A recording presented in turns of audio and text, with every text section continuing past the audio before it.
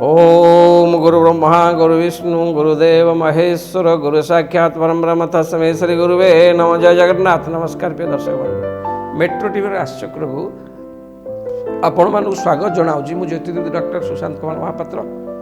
ଆସନ୍ତୁ ଦେଖିବା କ'ଣ ଅଛି ଆଜିର ପଞ୍ଚାଙ୍ଗ ଏବଂ 12ଟି ରାଶିର ଶୁଭ ଅଶୁଭ ସମ୍ପର୍କରେ।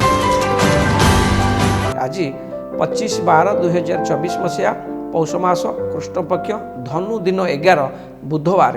ଆଜିର ତିଥି ଦଶମୀ ତିଥି। ଏହି ଦଶମୀ ତିଥି ରାତ୍ର 10:29 ପର୍ଯ୍ୟନ୍ତ ରହିବ। ଆଜି ଚିତ୍ରା ନକ୍ଷତ୍ର ଦିବା 3:21 ପର୍ଯ୍ୟନ୍ତ ରହିବ। ଆଜି ତୁଳା ରାଶିରେ ଚନ୍ଦ୍ରମା ଅହରାତ୍ର ଅବସ୍ଥାନ କରିବେ। ଆଜି ତୁଳା ରାଶିରେ ଚନ୍ଦ୍ରମା ଅହରାତ୍ର ଅବସ୍ଥାନ କରିବେ। ଆଜିର ଯୋଗ ଅତିଗଣ୍ଡ। ଆଜିର କରଣ ହେଉଛି ବାଣିଜ୍ୟ। ଆଜିର ଯୋଗ ହେଉଛି ଅତିଗଣ୍ଡ, ଆଜିର କରଣ ହେଉଛି ବାଣିଜ୍ୟ। ଏହି ବାଣିଜ୍ୟକରଣ ଦିବା 9:13 ଗତେ ବିଷ୍ଟିକରଣ ଆରମ୍ଭ ହେବ।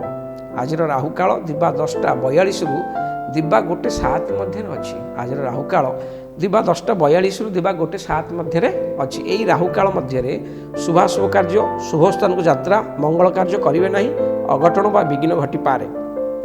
ଆଜିର ଶୁଭ ସମୟ, ଆମେ କେଉଁ ସମୟ ଭିତରେ ଶୁଭ କାର୍ଯ୍ୟ କରିପାରିବା ସେହି ଶୁଭ ସମୟ ଆସନ୍ତୁ ଦେଖିବା।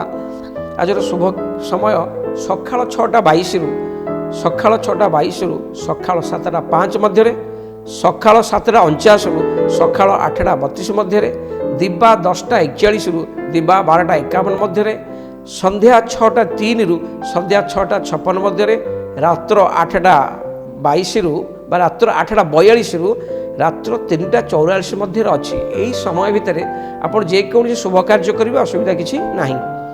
ଆଜି ମୃତ ବ୍ୟକ୍ତିଙ୍କର ପୁଷ୍କର ଦୋଷ ନାହିଁ। ଆଜି ଯେଉଁ ବ୍ୟକ୍ତିମାନେ ମୃତ୍ୟୁବରଣ କରିବେ ତାଙ୍କୁ ପୁଷ୍କର ଦୋଷ ଲାଗିବ ନାହିଁ।